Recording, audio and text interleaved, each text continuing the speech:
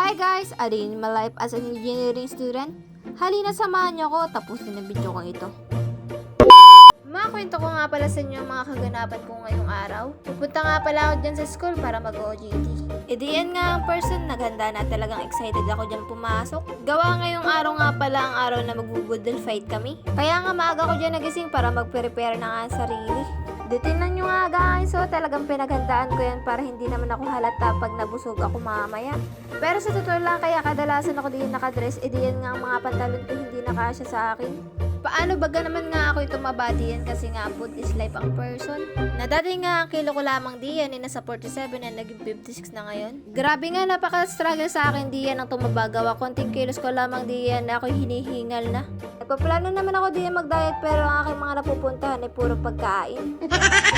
Ay paano baga naman ako makapag-diet diyan kung ang pagkain ay lagi nakabungad sa akin. Pero hayaan nyo na muna ako diyan, baka mamaya ako'y mapaisip at mag-diet na rin. Oh my God! Wow!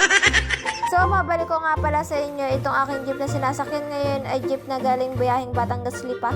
Gawa nga paglabas ko diyan na iskinita, di iyang jeep na nga yan ang lubumungad sa akin. Kaya hindi na ako nagdalawang isip at ako'y sumakay na rin. Di pagkarating ko nga pala diyan sa GC, siya ako'y sumakay na rin sa tricycle papuntang BSU. Di nang makarating nga pala ako dito sa BSU, ay di dumaretso na agad ako sa stair hub na aking pinag-OJT-han. Di nang ako'y makarating, akala ko'y walang tao, yung pala nasa loob at nagkukwentuhan. Nakaabot nga pala ako diyan sa kanilang mga pinagchichismisan. Akala ko ako'y nahuli na, yung pala hindi pa. Di nang nakaramdam nga ho ako ng gutom, ako'y sumama dito sa mga boys at bumili na rin ng pagkain. Ang binili nga pala nila diyan ay taho, ako naman ay barbecue at kanin. Gawa ako hindi pa rin naman nakakain bago umalis sa amin. Di nung sumapit nga pala diyan ng tanghalian, diyan kami nag-prepare na rin ng pagkain. Di habang nagpe-prepare nga pala kami diyan, kami natatakam na sa aming mga pinagdadalang pagkain. Grabe, ang dami nga pala namin dinala diyan pagkain at yung iba naman ay sinaro na namin.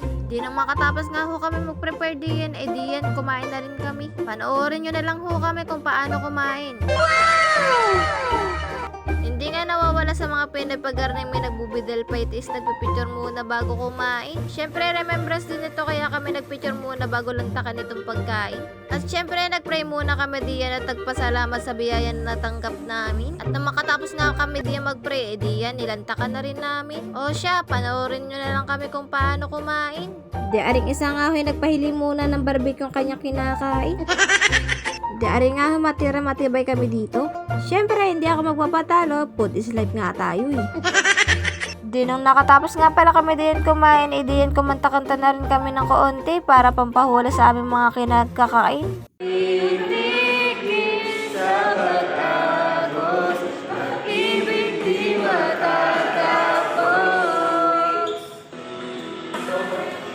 Hindi na pipindot ko.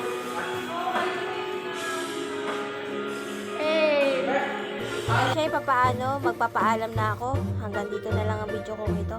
Thank you for watching. Mahal ko kayo. Mwah!